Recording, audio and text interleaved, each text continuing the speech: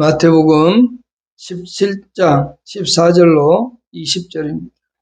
그들이 무리에게 이르매 한 사람이 예수께 와서 꿇어 엎드려 이르되 주여 내 아들을 불쌍히 여기소서. 그가 간질로 심히 고생하여 자주 불에도 넘어지며 물에도 넘어지는지라. 내가 주의 제자들에게 데리고 왔으나 능히 고치지 못하이다. 예수께서 대답하여 이르시되 믿음이 없고 패역한 세대여, 내가 얼마나 너희와 함께 있으며 얼마나 너희에게 참으려 그를 이리로 데려오라 하시니라. 이에 예수께서 꾸짖으시니 귀신이 나가고 아이가 그때부터 나으니라. 이때 제자들이 조용히 예수께 나와 이르되 우리는 어찌하여 쫓아내지 못하였나이까. 이르시되 너희 믿음이 작은 까닭이니라. 진실로 너희에게로니 만일 너희에게 믿음이 겨자씨 하나만큼만 있어도 이 산을 명하여 여기서 저기로 옮겨지라면 옮겨질 것이요 또 너희가 못할 것이 없으리라. 아멘.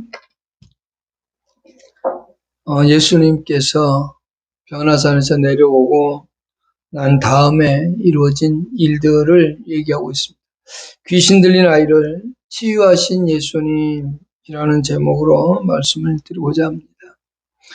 여기에 예수님께서 변화산에서 내려오시고 났을 때 무리들이 모여 있었고, 그리고 예수님을 따라가지 않았던 9명의 제자들이 있었습니다. 그들에게 한 아이를 고쳐달라고 요청을 했는데 그 요청에 제자들은 고치지를 못했습니다. 그럴 때 예수님께서 그들을 조금 책망하면서 그 아이를 고쳐주시는, 그리고 그 제자들이 그러면 왜 우리는 고치지를 못했습니까? 왜 우리는 귀신을 쫓아내지 못했습니까? 라고 묻고 거기에 대하여 예수님이 대답하는 그러한 내용의 말씀입니다. 이 말씀을 통해서 우리는 예수님의 권세, 예수님의 능력, 예수님이 참 하나님이심을 볼 수 있고, 또 제자들에겐 그토록 예수님이 가르쳤는데, 그리고 그토록 함께 있으면서 보여주었는데, 그럼에도 불구하고 제자들은 아직까지도 제대로 예수님의 어떤 능력, 예수님의 행하심을 믿지 못하는 그래서 믿음이 없다고 책망 듣기도 하고 또 믿음이 적다고 하는 책망을 듣기까지 하는 그런 내용입니다. 그런데 여기서 중요한 게 있습니다. 마태복음 10장 1절과 8절에 의하면 이 제자들도 분명히 귀신을 쫓아내고 또 많은 병을 고칠 수가 있다라고 얘기하고 있는데요. 마태복음 10장 1절에 이렇게 성경 기록합니다. 예수께서 그의 12제자를 부르사 더러운 귀신을 쫓아내며 모든 병과 모든 약한 것을 고치는 권능을 주시니라 되어 있고요. 8절에 병든 자를 고치며 죽은 자를 살리며 나병 환자를 깨끗하게 하며 귀신을 쫓아내되 너희가 거저받았으니 거저주라. 예수님께서는 제자들에게 귀신을 쫓아내고 병들을 고치고 약한 것들을 고치는 능력을 제자들에게 주셨음에도 불구하고 그 제자들은 실패하고 있는 모습을 봅니다. 그 제자들이 매번 실패한 건 아닙니다. 그들은 기적을 행할 때도 있었고 이 권세와 능력으로 사람들에게 기쁨을 주고 행복을 주기도 했습니다. 그러나 지금 오늘 본문에 이제 처음으로 아마 이루어지지 않은 것 같습니다. 그 아이를 고치지 못하는 그러한 일을 지금 제자들이 하고 있는데 예수님께서 그 제자들을 책망하는 모습과 함께 믿음이 얼마나 중요한가를 설명합니다. 우리 첫 번째 생각해 보십시다. 예수님 앞에 무릎을 꿇은 한 사람이 있습니다. 첫 번째 생각할 것이 그겁니다. 14절과 15절인데요. 그들이 무리에게 이르매 한 사람이 예수께 와서 꿇어 엎드려 이르되 주여 내 아들을 불쌍히 여기소서. 그가 간질로 심히 고생하여 자주 불에도 넘어지며 물에도 넘어지는지라. 한 가정에 어려움이 생겼습니다. 예수님께 와서 무릎을 꿇은 한 사람이 있습니다. 예수님은 베드로, 요한, 야고보와 함께 변화산에서 내려왔을 때 그 무리들 가운데로 이제 갔는데 거기에 갔더니 제자들도 있고 또 서기관과 바리새인들도 있고 많은 무리들이 모여있는 모습을 보게 됩니다. 그때 한 사람이 예수님에게 나와서 무릎을 꿇고 엎드려서 말하거든요. 내 아들을 불쌍히 여겨달라고 말입니다. 근데 여기 그 무릎을 꿇은 이 한 사람의 자세를 보면 예수께 꿇어 엎드렸다라는 표현을 썼습니다. 여기 대개는 이제 꿇어 엎드린다고 할 때 경배한다는 뜻을 가지고 있는데 여기 이 사람이 꿇어 엎드린 것은 그런 경배의 자세는 아닙니다. 무엇을 원하느냐면 겸손한 태도는 가지고 있어요. 그러나 경배하는 자세는 아닙니다. 어떤 하나님께 경배하기 위해서 엎드리는 그런 자세는 아니고 겸손하고 겸손함으로 자기의 소원한 바를 구하고 있는 겸손과 간구의 자세로서의 자신이 무릎을 꿇고 있다 이렇게 볼 수 있죠. 그런데 그 자신의 겸손과 간구가 왜 필요할까요? 문제가 하나 있잖아요. 무슨 문제요? 그 자식, 외아들인 자식이 귀신 들어서 간질하고 있고 때로는 불에도 넘어지고 물에도 넘어지는 그런 아들의 모습을 지켜보는 것이 너무도 가슴이 아팠던 겁니다. 그래서 그는 예수님께 엎드려서 구합니다. 15절에 주여 내 아들을 불쌍히 여기소서. 그가 간질로 심히 고생하여 자주 불에도 넘어지며 물에도 넘어지는다라고 얘기하고 있습니다. 그는 간질로 인하여 고생하고 있는데 뒤에 예수님께서 18절에 보면 이에 예수께서 꾸짖으시니 귀신이 나가고 그랬습니다. 이 아이의 질병의 원인은 뭐였냐면 귀신이 그를 괴롭혔다라고 하는 거죠. 여기서 자기 힘으로 할 수 없음을 그 아버지는 알았고 절대적인 어떤 능력이 있어야만 된다는 것을 알았기 때문에 그 예수님 앞에 간구하고 있습니다. 제발 불쌍히 여겨달라고 긍휼을 베풀어 달라고 간절히 호소하고 있습니다. 여기 마태는 간질로 심히 고생하며 그랬는데 마가는 말을 못한다 그랬고 거품을 흘리고 이를 갈고 파리해진다. 이렇게 사람이 거품을 불면서 이를 갈면서 완전히 초췌한 모습에 이 모습을 한다라고 마가는 기록했고 누가는 외아들이라고 그랬고 갑자기 막 소리를 지른다고 하고 거품을 물고 그리고 몸이 몹시 상하게 되는 그런 모습을 볼 수 있습니다. 이게 귀신의 그런 경우도 있지만 또한 정신적인 문제 때문에 그럴 수도 있거든요. 그런데 제가 아는 어떤 한 분은 이 정신적인 것 때문에 이제 병원에서 많이 호전되고 치료가 되었는데요. 이분은 가끔 넘어지는데 농촌에 가면 불을 떼잖아요. 거기에도 넘어지고 그래서 온몸이 이렇게 팔 같은데 이렇게 보면 화상 자국이 되게 많은 사람을 볼 수 있어요.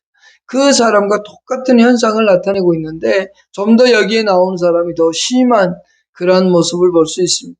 지금은 어떤 정신적인 질환 같으면 의학적으로 해결할 수도 있겠지만 지금 예수님 때는 그와 같은 일이 없었습니다. 그러나 여기서 말하고 있는 것은 의학적인 게 아니라 분명히 예수님께서 귀신을 추방하고 함으로 인해서 귀신에 의하여 되어진 것을 사탄의 역사에 의해서 되어졌다는 걸 알 수 있습니다.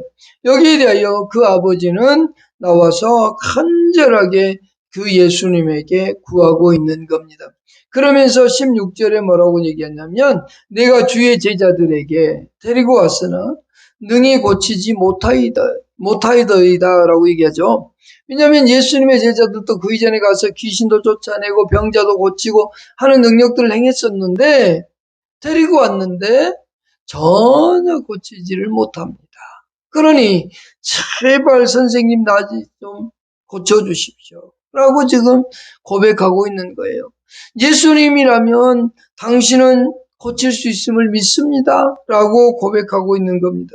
그러니까 이 아버지는 제발 예수님에게 간구하고 있죠. 그런데 제자들은 고치지 못했다라고 하는 거죠. 아까 읽었던 마태복음 10장 1절과 8절에서는 분명히 그들에겐 그런 능력이 있었음에도 불구하고 권세와 능력이 있었음에도 불구하고 그들은 고치지를 못했다는 겁니다. 아마 그 이유가 그들은 많은 병자들을 고치고 이러면서 교만해졌을 확률도 있습니다. 겸손함을 배워야 될 필요성이 있었을 겁니다.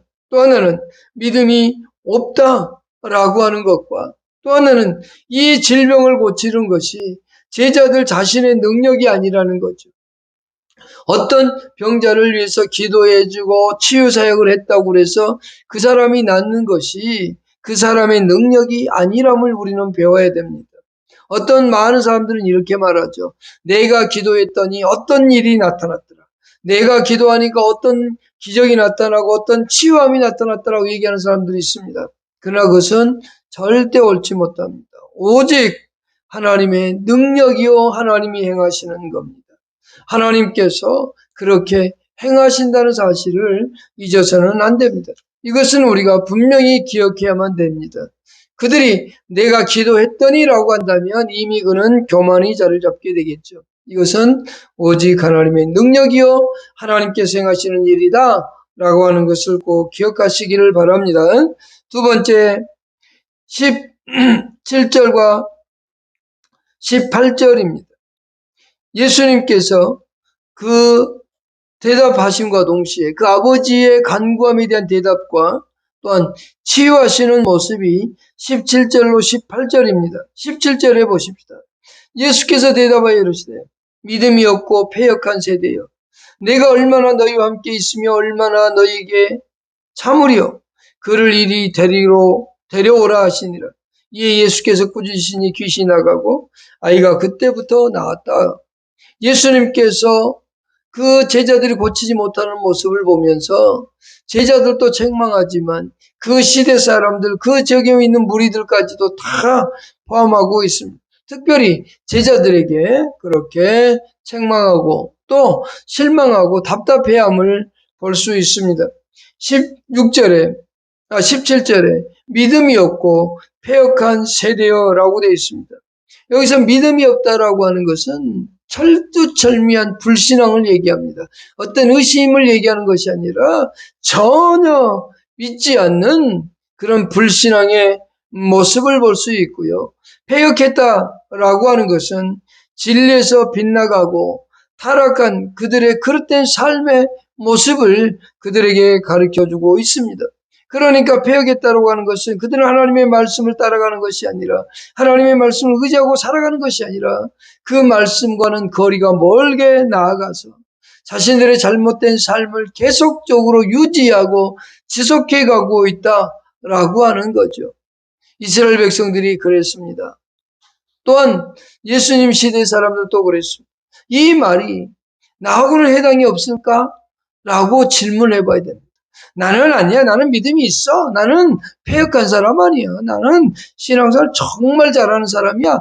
이런 생각을 혹시 하고 있지는 않습니까? 내 자신에게 질문을 해야 됩니다. 나는 과연 철저하게 하나님을 따르고 믿고 있는가라는 거죠.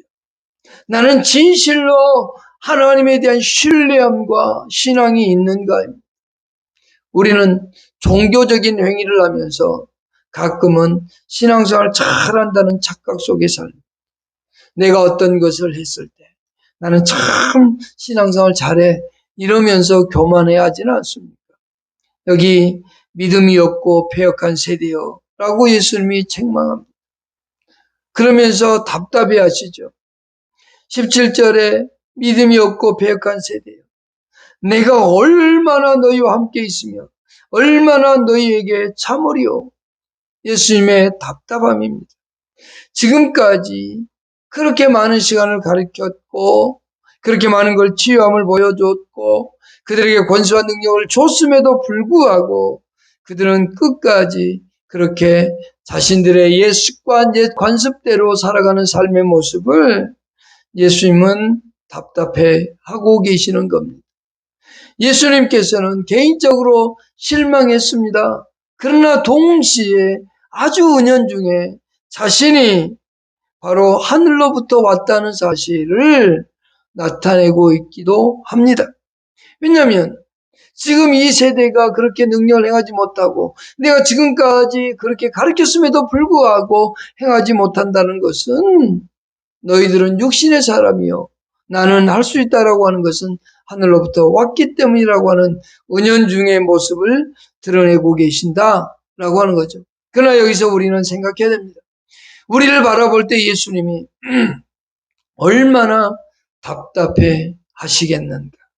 예수님께서 우리를 볼 때 얼마나 힘들어 하시겠는가를 보셔야 됩니다. 조금 정신적으로 정신지체 3급인 사람이 있습니다.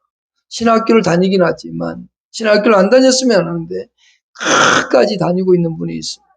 그분이 서점만 가면 서점에서 만나면 저를 딱 붙어서 다닙니다. 그래서 별명이 껌딱지라고 할 정도로 다른 분들이 그렇게 붙이는 거예요. 껌딱지처럼 그렇게 딱 붙어 다닌다고요. 그래서 어느 날 장로님이 물어보더만요. 안 귀찮으세요? 그러대요. 그래서 제가 이런 말을 했습니다. 예수님이 우리를 볼 때 얼마나 답답하겠냐고. 예수님이 원하는 대로 살지 못하고 살아간 우리 인간의 모습을 볼 때 얼마나 답답하겠냐고. 제자들도 답답했는데 우리가 얼마나 답답하겠습니까? 저 정도는요. 아무것도 아니죠. 저 따라다니까 하나도 귀찮지 않습니다. 우리가 주를 얼마나 귀찮게 하고 얼마나 힘들게 하는데요. 라는 말을 한 적이 있습니다. 여러분, 우리 자신들은 분명히 보아야 됩니다. 예수님이 우리에 대해서 얼마나 답답해하고 계신가, 얼마나 실망하고 계신가를 우리는 생각을 해야 된다는 겁니다. 여기 예수님의 제자들마저도 예수님 앞에서 실망감을 드리고 있는 그들의 모습을 보이시고 있다는 거죠. 그러나 그걸로 끝나는 게 아니라 예수님은 오히려 그것을 통해서 하나님의 영광을 드러내고 자신의 모습을 드러내고 있는 것을 볼 수 있습니다. 그렇게 답답하시면서도 화내지 아니하시고 이렇게 말합니다. 얼마나 너에게 참으려 라고 하는 실망감과 동시에 그를 이리로 데려오라. 예수님의 인자함과 자비하심 아닙니까? 우리가 하나님 앞에서 참으로 답답한 인생을 살아갈지라도 하나님은 그리고 예수님은 우리를 그대로 받으시고 포용하시는 그러한 분이시잖아요. 우리는 그분 앞에 늘 나아가기를 좋아하고 기뻐해야 된다는 겁니다. 어쨌든 예수님은 그를 부르시고 그렇게 말합니다. 이에 예수께서 꾸짖으시니 귀신이 나가고 아이가 치유되었다. 예수님의 치유하심을 볼 수 있습니다. 예수님께서 귀신을 꾸짖으시는 거예요. 이것은 예수 그리스도의 절대적인 권위를 나타내 보여주고 있는 겁니다. 예수 그리스도는 사단보다도 세다는 것을 보여주고 있고 더 권세가 있고 능력이 있다는 것을 보여주고 있는 겁니다. 이 세상의 모든 악한 영향들을 이 예수 그리스도는 해결하실 수 있는 유일한 분임을 나타내 보여주고 있습니다. 오직 예수님만이 이 세상의 악한 영향을 해치는 사탄의 권세, 귀신의 권세, 그 모든 것들을 해결하고 우리에게 자유와 희망을 줄 수 있는 분은 오직 예수 그리스도밖에 없다는 겁니다. 우리는 어려움을 겪고 살아갑니다. 힘듦을 겪고 살아갑니다. 그러나 여러분, 그 모든 것을 해결하시는 분은 오직 예수님밖에 없다라는 것을 기억하십시오. 그때부터 이 아이가 나음을 받았다라고 말하고 있습니다. 예수님 앞에 올 때 모든 문제가 해결된다는 것을 기억하시길 바랍니다. 세 번째입니다.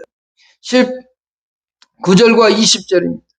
이때 제자들이 조용히 예수께 나와 이르되 우리는 어찌하여 쫓아내지 못하였나이까. 이르시되 너희 믿음이 작은 까닭이니라. 진실로 너희에게 이르노니 만일 너희에게 믿음이 겨자씨 하나를 만큼만 있어도 이 산을 명하여 여기서 저기로 옮겨지리라면 옮겨질 것이요 또 너희가 못할 것이 없으리라 고 얘기합니다. 예수님과 제자들의 대화의 모습을 볼 수 있습니다. 제자들이 궁금했습니다. 왜 우리는 예수님이 우리에게 주신 능력이 있는데 왜 우리는 쫓아내지 못했습니까? 왜 우리는 귀신을 쫓아내지 못했습니까? 라고 제자들은 묻습니다. 그때 예수님께서 말씀하시기를 너희 믿음이 작은 까닭이다 라고 얘기합니다. 이 말씀은 무슨 말이냐면 너희 믿음이 작다라고 하는 표현은 마태복음 10장 1절과 8절의 말씀을 의심했다는 겁니다. 분명히 귀신을 쫓아낼 수 있는 권세를 줬고 그들과 병을 치유할 수 있는 권세와 능력을 줬음에도 불구하고 그것을 믿지 못했다. 의심했다. 진짜 가능할까? 옛날엔 됐는데 지금 또 가능할까? 하는 의구심이 들었다는 겁니다. 여러분, 우리는 하나님의 말씀을 끝까지 믿는 게 중요하죠. 여기 믿음의 능력을 보여주고 있습니다. 예수님께서는 믿음의 능력을 이렇게 표현합니다. 겨자씨 한 알만큼만 있어도, 겨자씨라고 하는 것은 이스라엘 백성들의 지극히 작음을 나타내는 속담입니다. 아주 작은 것을 얘기할 때에 겨자씨 한 알만큼이라는 표현을 쓰는 겁니다. 정말로 작음을 나타내 보여주는 겁니다.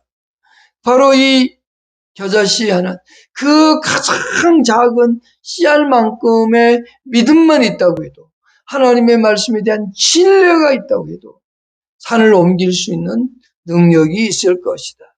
이 산을 들어서 저리 옮길 것이다. 이 말은 불가능한 게 없다라는 표현입니다. 하나님 앞에 작은 믿음만 가지고 있어도 그 불가능한 일들을 가능케 할 수 있는 능력이 된다는 것을 예수님은 말씀해 주고 있는 겁니다. 우리는 쉽게 난 못해요. 불가능해요. 절대 안 돼요. 아이고 그건 할 수가 없어요. 이러한 표현들을 하도 많이 씁니다. 그러나 우리 주의 말씀을 믿고 따른다면 불가능은 없습니다. 우리가 꿈꾸고 우리가 진리의 말씀을 따라 살아간다면 불가능한 게 없다고 말씀하시는 것이 바로 예수님께서 하신 말씀입니다. 막무가내식으로 믿음을 보이는 게 아니라 진실로 진리의 말씀을 믿는다면 말입니다. 여기 말하고 있는 믿음이 뭐냐 그러면 겨자씨 한 알만한 믿음, 정말로 작은 믿음, 그 믿음이 뭐냐면 성경의 말씀을 믿는 것을 얘기합니다. 하나님이 기록해 주신 하나님의 계신 이 말씀과 그 뜻을 깨닫고 믿는 것을 말하는 거예요. 아주 작은 그것 하나를 믿기 시작하면 그 일로 인하여 놀라운 일들이 벌어진다는 겁니다. 아주 작은 하나의 말씀마저도 믿고 따른다면, 그 말씀을 붙들고 살아간다면 우리는 평생 후회하지 않습니다. 하나님 앞에서 행복한 인생을 살아갈 수 있습니다. 사람들은 어렵고 힘들다고 하는 이유가 어디에 있느냐면 자신의 욕심, 욕망, 자신의 어떤 이득, 자신의 명예를 얻기 위해서 성경을 악용하려고 하기 때문에 그와 같은 일들이 벌어집니다. 그러나 진실로 이 세상을 살아갈 때에 구원받은 자로서 하나님이 나에게 하신 이 기록되어진 말씀을 믿음으로 받아들이고 그 말씀을 따라 살아간다면 하나님이 못하실 일이 없다라고 하는 겁니다. 이 작은 교회에서 얼마나 큰 선교의 일을 하나님이 감당하게 하셨습니까? 얼마나 많은 역할들을 우리 교회를 통해서 하게 하셨습니까? 우리는 할 수 있는 능력을 가진 교회가 아닙니다. 세상적으로 보거나 환경적으로 보았을 때 농촌 지역의 아주 작은 교회로서 어떤 일들을 할 수 있었겠습니까? 그럼에도 불구하고 우리는 하나님께서 그 하나님의 말씀을 믿고 따라갈 때에 이루셨던 것을 우리는 기억하고 있습니다. 앞으로도 그렇게 하시겠죠. 우리는 평생 살아가면서 하나님의 말씀 앞에 굴복하고 하나님 말씀 앞에 복종하면서 그 말씀에 순종해 갈 때에 그때에 하나님의 놀라운 일들이 이루어지고 또 성경에 기록된 이 말씀들을 자세히 묵상하며 하나님이 원하는 바가 무엇인가를 깨닫고 순종하기를 즐겨하는 사람들이 되기를 바랍니다. 제자들은 예수님께서 그렇게 권세와 능력을 주었음에도 불구하고 그것을 믿지 않았다라고 하는 사실입니다. 우리는 성경 66권 즉 구약과 신약으로 이루어진 단권의 성경을 가지고 있습니다. 이 속에는 하나님의 놀라운 약속도 있고 하나님의 금지 명령도 있고 하나님께서 우리에게 요구하고 하나님의 뜻이 무엇인지까지 다 알려주셨습니다. 이 기록되어진 성경의 말씀을 여러분 믿고 살아가십시다. 단 한 구절만이라도 믿음으로 받아들이고 그 말씀을 따라 실천하려고 하는 자세, 그것이 여러분 속에 있기를 소망합니다. 진실로 겨자씨할 만한 그 작은 믿음일지라도 하나님의 놀라운 일들을 이룰 수 있다는 사실을 잊지 않고 살아가는 여러분 될 수 있기를 바랍니다. 기도하겠습니다. 하나님 고맙습니다.